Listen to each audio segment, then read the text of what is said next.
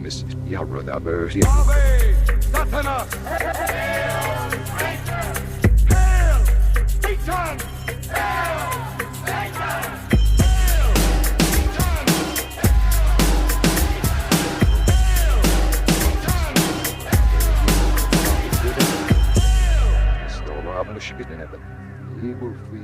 Greetings, heathens. Welcome to another episode of Hail Satan.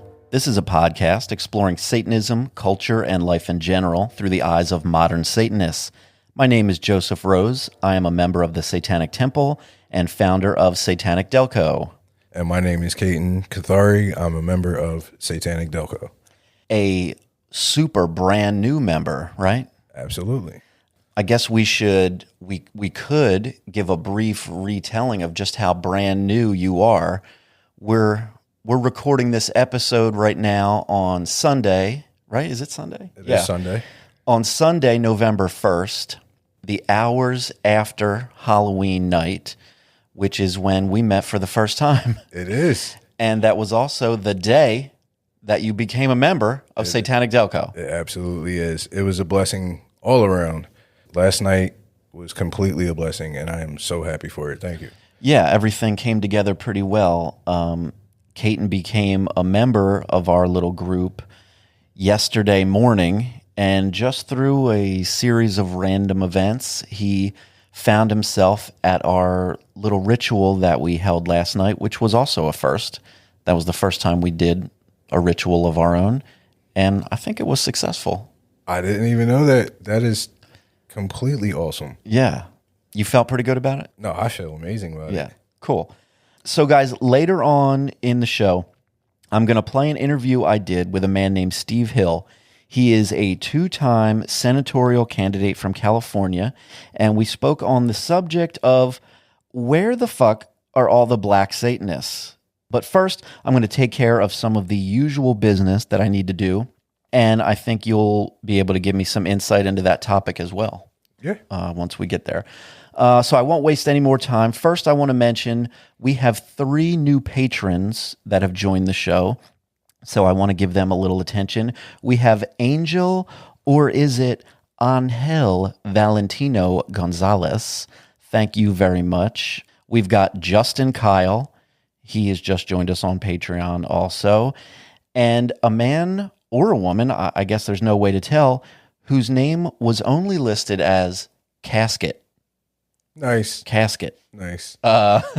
So Angel/Angel, Justin, and Casket, thank you all very much. I really appreciate your support on the Patreon channel. Before I forget, let me just tell you our website. You should all visit hailsatanpodcast.com. You can find links to all of our social media platforms, which you should join, a form to send us an email, and a link to our cool, exciting, fun Patreon channel where you can directly support the show and get some bonus content and on and on and on. We also have some listener emails that I'm going to read right now. We've got a wild collection of international listeners this time, so let me get to them. Frederick from Stockholm, Sweden writes in, "Hey, Hail Satan podcast. Just wanted to take the opportunity around Halloween to send thoughts and thanks for an amazing podcast and for the work you're doing. As a curious newborn Satanist living in Sweden, I had the initial feeling that it'd be difficult to find like-minded peers and to engage in discourse around the topic of Satanism and the Satanic Temple. But finding your podcast and listening to your rational, personal way of explaining things alongside hearty guests has been of great help, especially in these chaotic times. You're reaching followers from all over the world, and it's making a difference. Keep up the good work, and may you all have splendid, hallowed holidays." Thank you, Frederick from Stockholm. I'm pretty pumped that we're getting so many people from all around the world.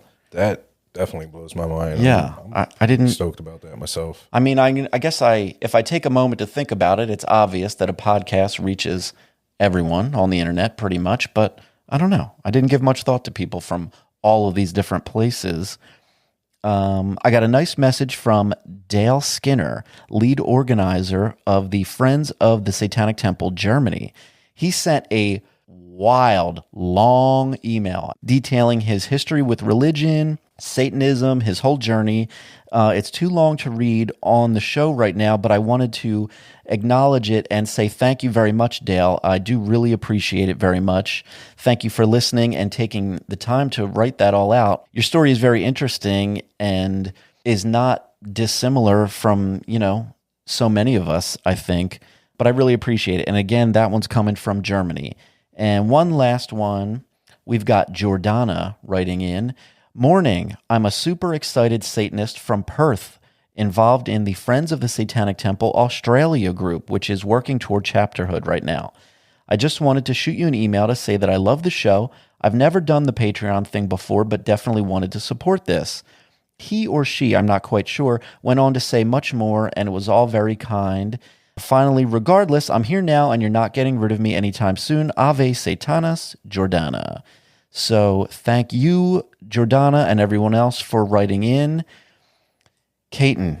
Yes. How about we talk a little bit about your own history with religion and, how you found yourself looking towards Satanism in the first place? For me, it started with knowledge. At first, it was a punishment, and then I realized I had a knack for reading. So my mom had certain books that I would have to do, I guess you could call it book reports and whatnot out of.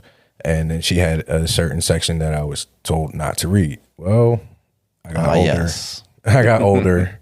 She forgotten about telling me not to read certain books, and so I read. Yeah. I found out about witches, old school magic, other religions and beliefs.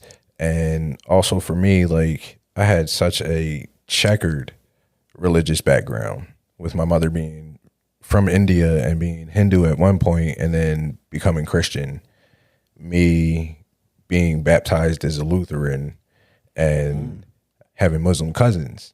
You know what I mean? Yeah. So as I grew older, I grew more so. Plus, I didn't like church. Right. Personally, just the setting to me was uncomfortable. I wasn't paying attention. I wasn't focused. I was lost. By the time, realistically, I started church, I didn't know what part of the Bible we were in, how to find what the pastor or the preacher was speaking of in the Bible and stuff like that. So I was just not really interested.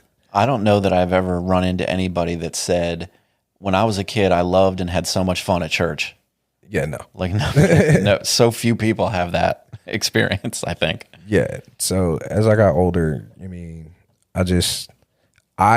for me, being very into knowledge and finding out things via internet or books, I believe in aliens. There's something out there. There's other galaxies we can't reach.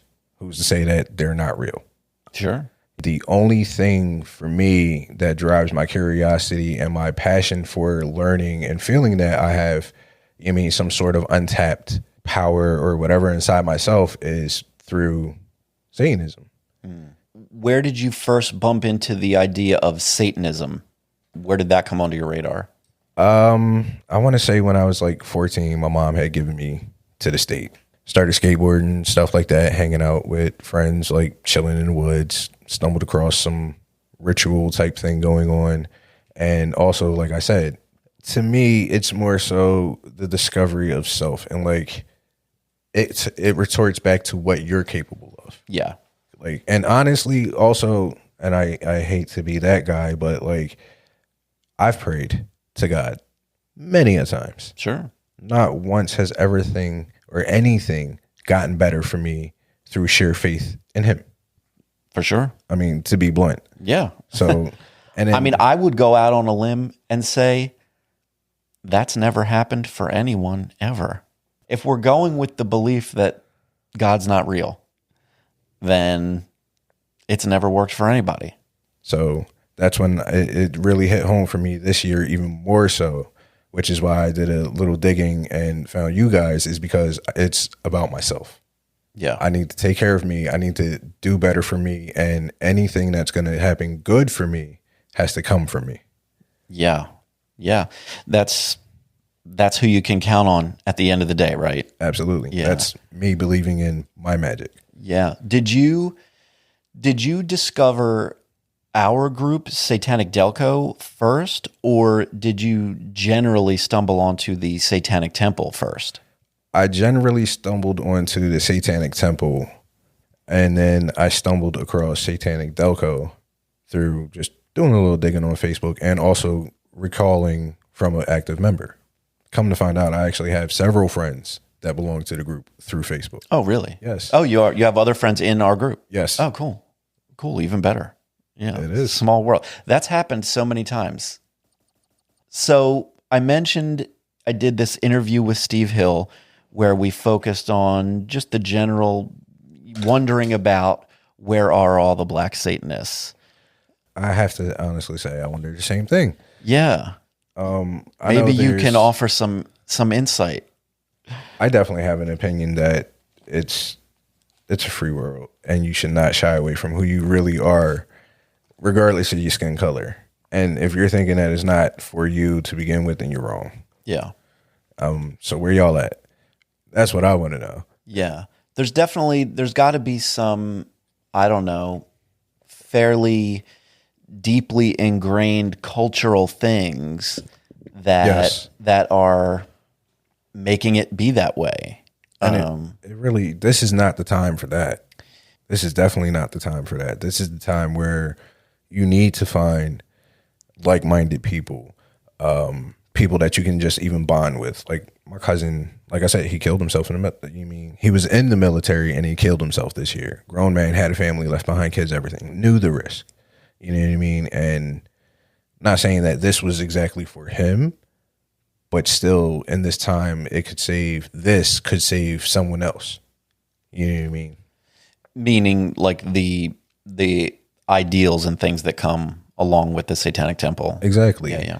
And you mean a sense of being able to get whatever negative or demonic feelings or thoughts that you may have out to other people so you actually don't bring it into fruition. Yeah. You know what I mean? And like definitely in the black community, because there's high suicide rates that people don't speak about.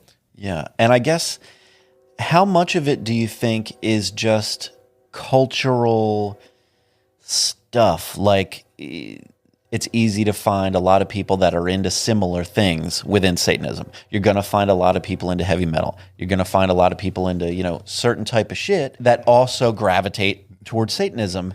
Yep. And a lot of those things are also less common in the black community, I think. Like if you go to your average, whatever, fucking heavy metal concert, right, you're going to see a lot of white people.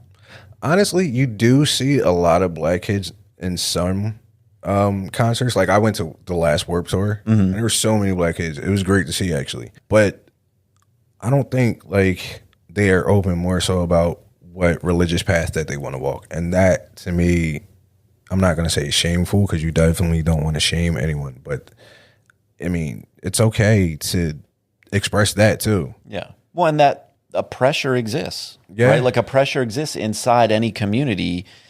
If you veer too far from the norm Right. in whatever your thing is, just social circles, racial groups, whatever it might be, if you veer too far from what is the norm, you can face some level of scrutiny or being ostracized or criticized or whatever. But the way I come from an older era too. I'm 35. So like the way I see it is like, if you're already going to go that far and be you and like dye your hair, pierce your face, get tattooed, wear the band tees, get in the mosh pits, feel the music, why can't you be completely open with who you are? If that's how you feel about like Satanism. Yeah. And I mean, again, this is coming from, I'm a 42-year-old white dude who never really had anything that resembled strict religion or anything pushed on me too harsh as a kid. There was a little bit of it here and there, but it wasn't a significant part of my upbringing.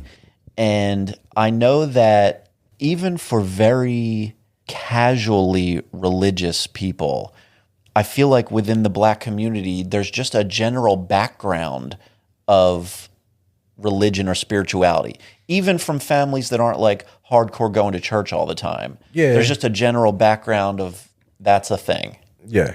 Like, definitely growing up in the black community, you always hear, I'm a strong Christian man. Or, it is definitely Christianity. Yeah. But even still, like, you got so many people who are just, they don't even know what to look towards. They're just like, I'm atheist or I'm agnostic. And it's like, that's, to me, that was me for a while.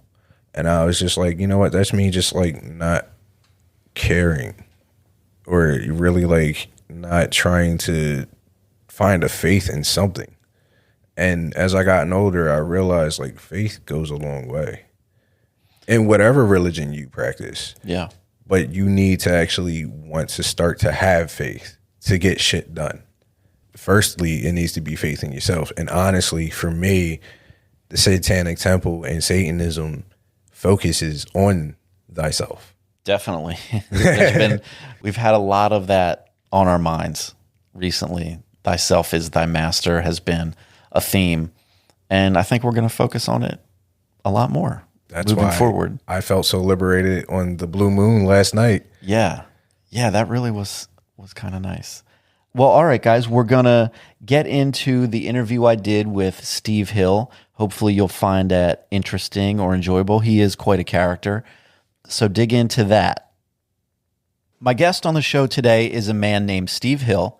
If you're not yet familiar with Steve, he is a former U.S. Marine, a former prison guard, a stand-up comedian, a Democrat who has run for the state Senate in California, and an organizer for the Satanic Temple in Los Angeles. Welcome to the show, Steve. Hey, my pleasure. Thanks for having me. That is a hell of a resume to start. Did I miss anything important on there? Well, let me just recalibrate you a little bit. Sure. In the we would call it the early days of the Los Angeles chapter of the Satanic Temple.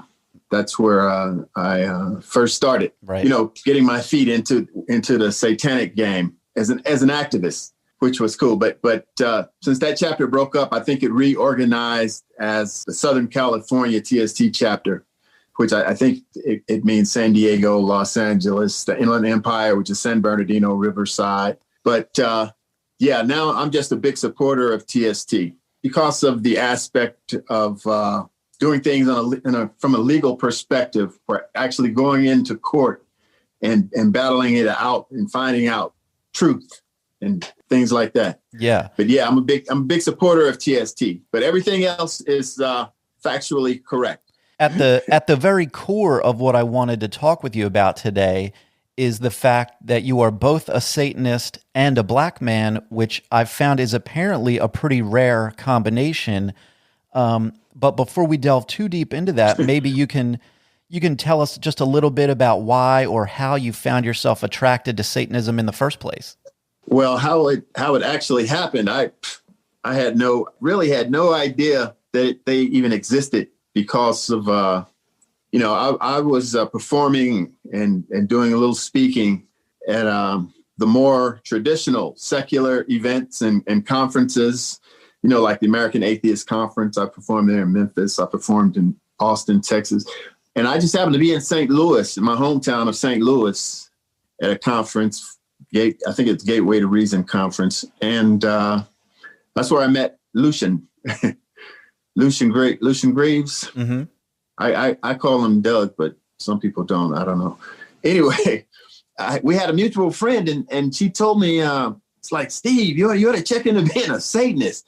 And I'm like, what the fuck are you talking about? Like, I'm already black. This shit is hard enough as an atheist. Right. You know what I mean?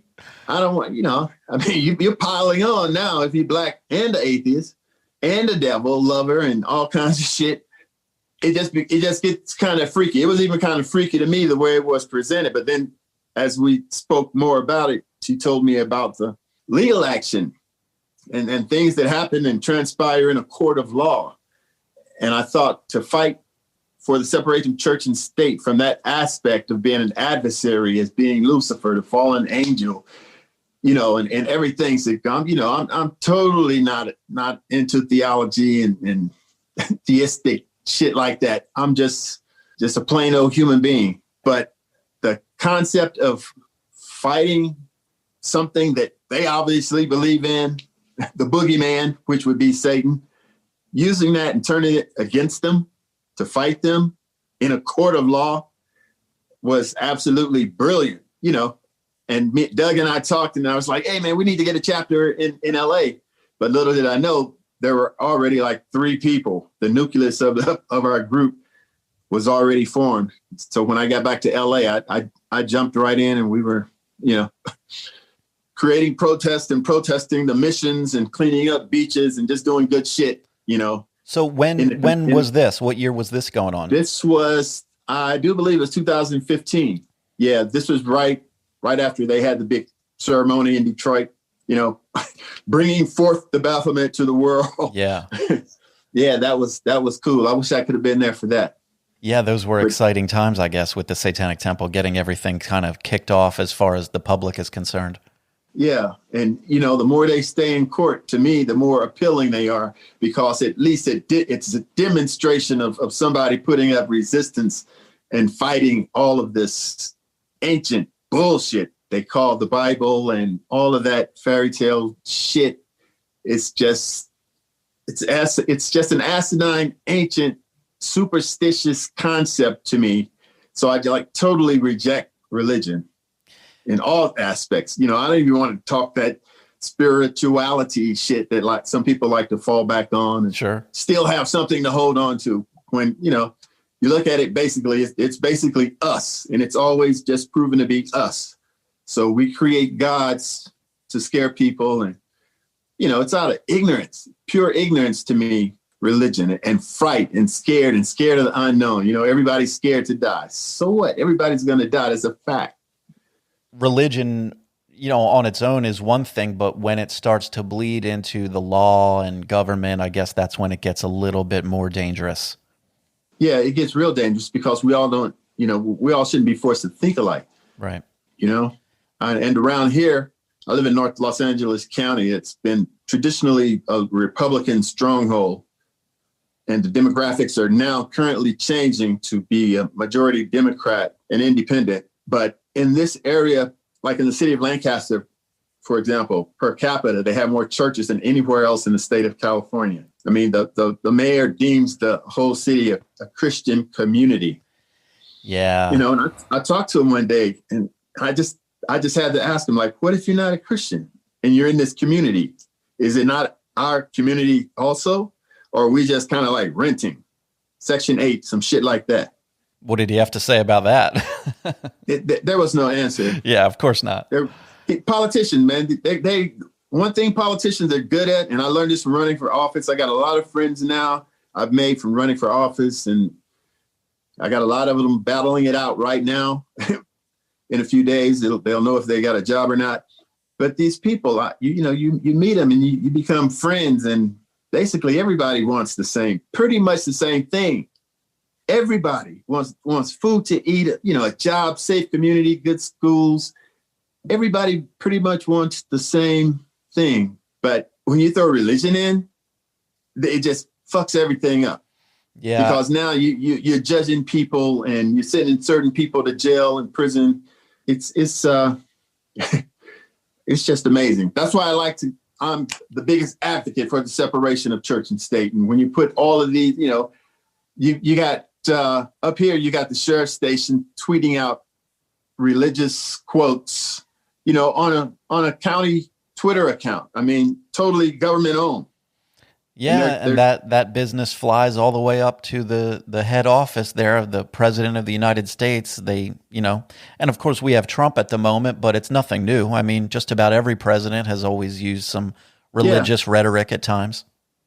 It's dangerous. For sure. It's dangerous because you're going to automatically have people who oppose it, people who are of a different religion or of no religion at all, like me. So you're going to automatically have adversaries and people that resist you. And just think all you had to do is leave religion out of it. And now you've got a factor or a data point that don't even have to be analyzed. Exactly. Because nobody's thinking about it. Right. It's out of the equation. Now let's just get to shit that's real. Like how you've been fucking over black people for all these centuries. You know what I mean? Yeah. Our education, abuse of women, trying to take women reproductive rights. I mean, we got so many other problems. but they use religion to divide us and keeps us, actually retards us from solving our real problems as humans. Do you see any future in the political game? You've had a couple of runs in the past. Oh man, yeah, and actually I did pretty good for a black Satanist. Yeah, for sure. Yeah, I mean when you're in a race and there's 4 candidates, you're a black Satanist and you come in third, you fucking won. Yeah, that is an uphill battle, I would imagine. Yeah, it's uphill battle, and I do it solely to pave the way for somebody else, man. Sure, somebody that's not a black Satanist, just somebody that's just can admit, I'm not religious. Let's leave religion out of it. Yeah, well, and I think just having it out there, I've experienced getting some local press with the group that I'm involved with out here in Pennsylvania. And when we get some local press for a charity action or something that we've done, the other effect that it has is raising awareness for Satanism and the Satanic Temple in general. Right. And the more of that gets talked about, I guess, the better it is. Yeah, it is. That's why I'm going to always be a big supporter of the Satanic Temple, because, I mean, they're truly fighting for something I believe in, Yeah. So even you sort of touched on it there, but why do you suppose there are so few black Satanists? Oh, I'm sure there's got to be plenty of reasons touching on this one, right? It's such a simple answer, but it's so complex. You could also ask yourself, I attend a lot of secular conferences. Why are there no black people hardly ever?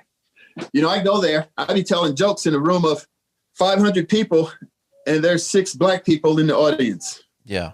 And I got these really harsh religious jokes, and it's like all the white people are scared to laugh. Right. And it's only 6 black people, and you can't hardly see them in the dark.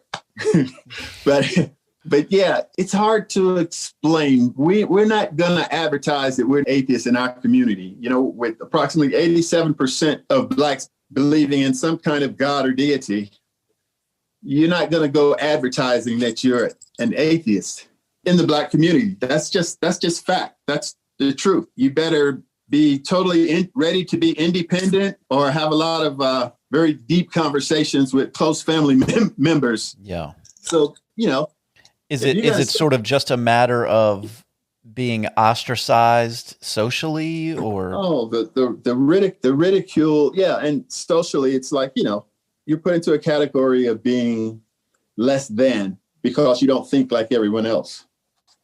Right. So it's kind of an inferiority thing. You would have to be able to deal with that, which I deal great because I don't give a fuck about what nobody thinks. And I'm independent. I got my own business and, grown ass man stuff. So I can be free. And I like to say sometimes I'm the freest black man in America. I like to be free to say and think what I want to. For sure. Have an opinion.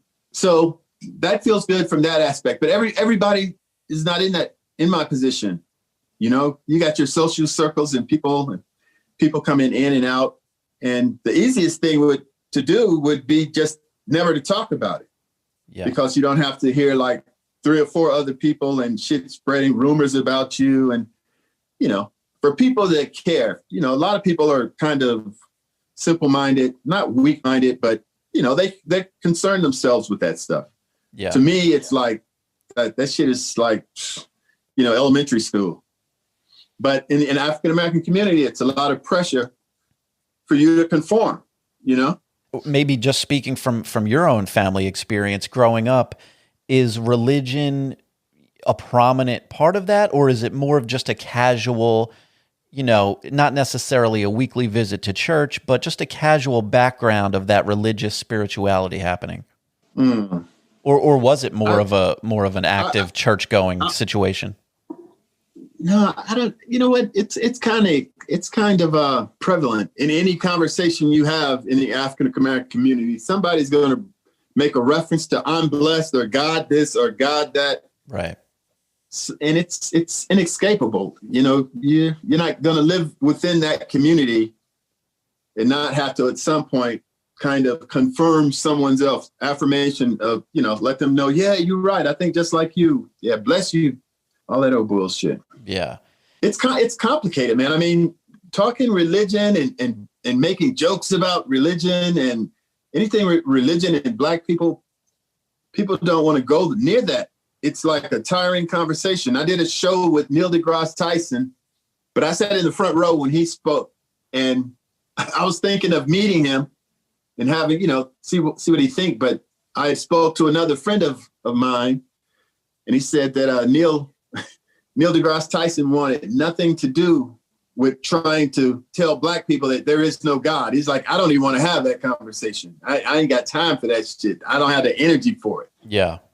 And I understand them. It's a hard realization when the people you want to help, your own people, you want to get them off of something that I think is actually detrimental to our progress and development in America, which is religion.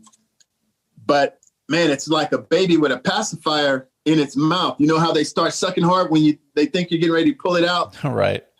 They hold on to it harder. Like, oh no, that's my God. It's like, oh, gee. I mean, it's hard to talk about, think about, make jokes about.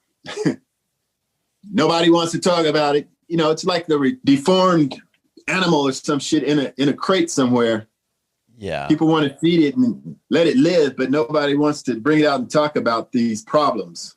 Right. There's that built-in sort of core of religion and spirituality, but I was thinking just some of the things that, cultural things that get associated so commonly with Satanism, just things like who do you find at meetings full of Satanists? It's varied, but you're definitely going to find a good bunch of people who are into heavy metal, who are into some goth type of stuff.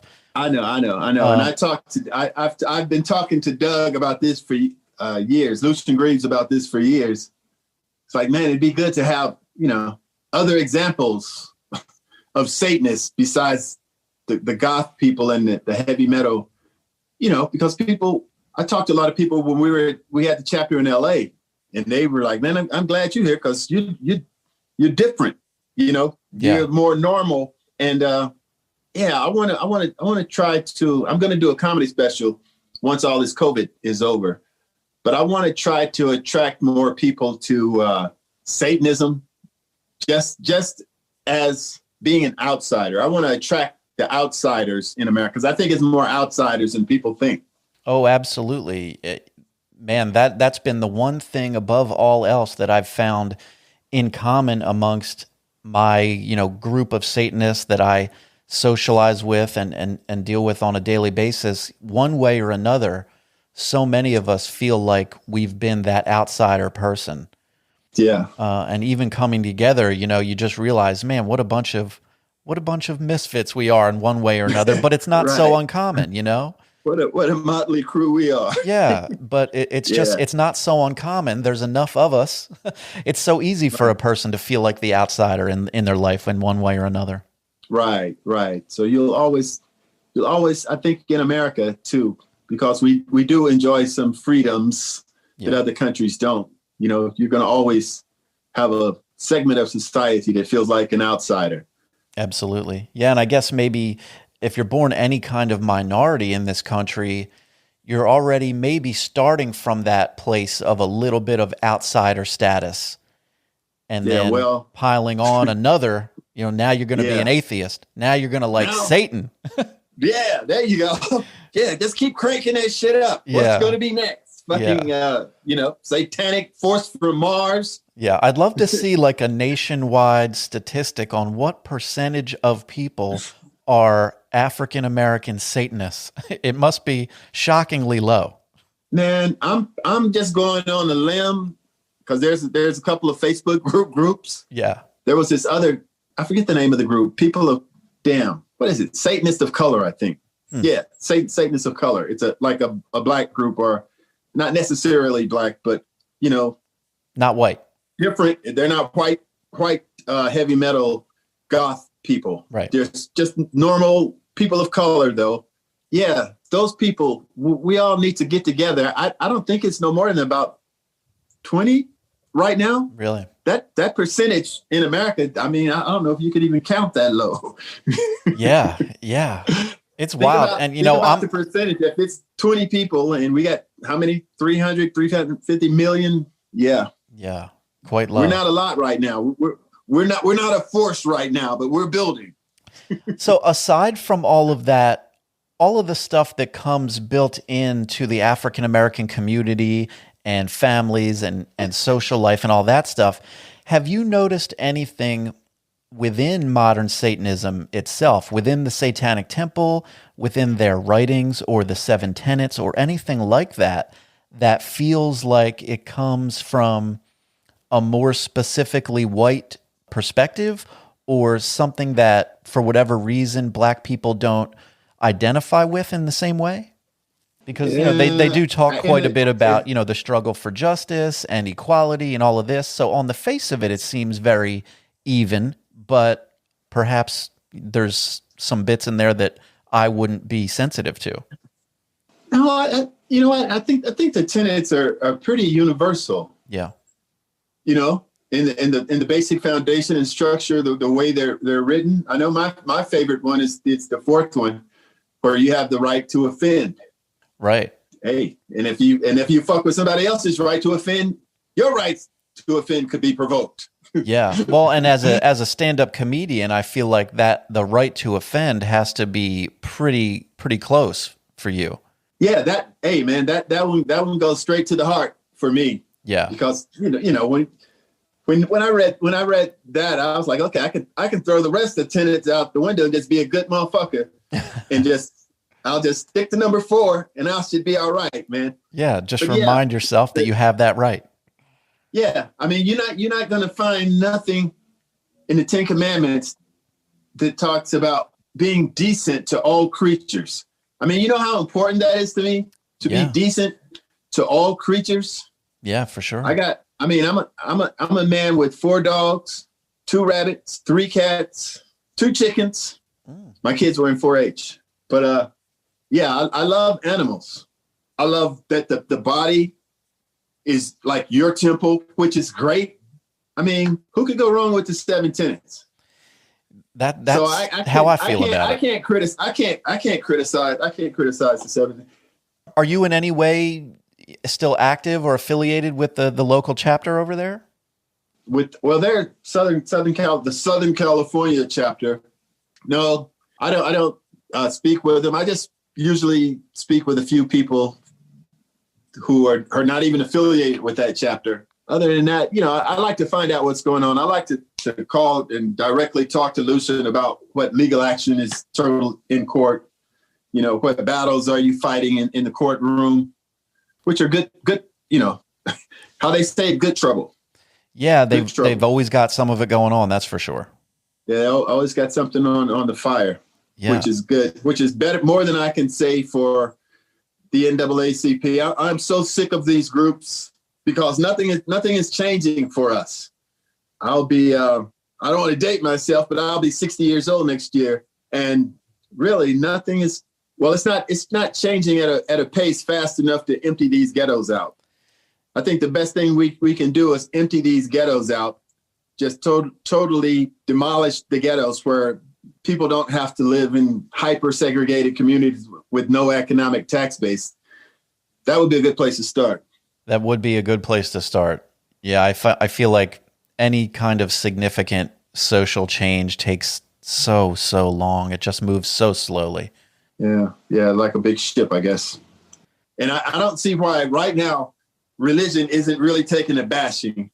Because if there was a God out there that could do something about this, why the fuck is everyone trapped in their homes? Well, Steve, they say God works in mysterious ways. Yeah, well, we're sick of this. Yeah, that's always the answer, right? When something doesn't make any damn sense or it's unexplainable, it's just, God works in mysterious ways. Yeah. He sure as fuck does. That about sums it up, don't it? Yeah. In the meanwhile, wear a mask and wash your hands. Exactly. Well, Steve, where can the people find you and keep up with what you're doing and what you have to say on all this? I'm getting ready. My daughter and I, we're getting ready to start my satanic TikTok. So I'm getting ready to get on TikTok and talk shit with my horns on. Do you have a website or an Instagram or anything that you'd like to give out? Steve Hill Comic. I'm on Instagram. I got my Steve Hill for Senate 2020. That Facebook page is still up for now. I'll probably take it down after the election. That's what happens when your black Satanist ass don't make it out of the primaries. Exactly. Well, Steve, thank you again for joining me and offering up your time. And I wish you good luck in your future endeavors. Oh, thank you for having me once again. And you have a good day. You too. Take it easy, Steve. Bye-bye. Bye. Okay, guys, I hope you enjoyed that interview with Steve Hill. He was definitely an interesting character. Ketan, any final words from you? Hail Satan. Fuck yeah. There we go. Let me remind you all one last time.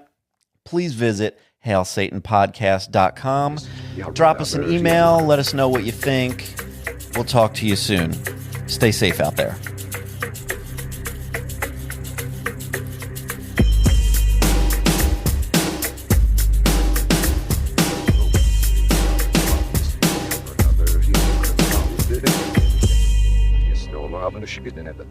Liebe fui,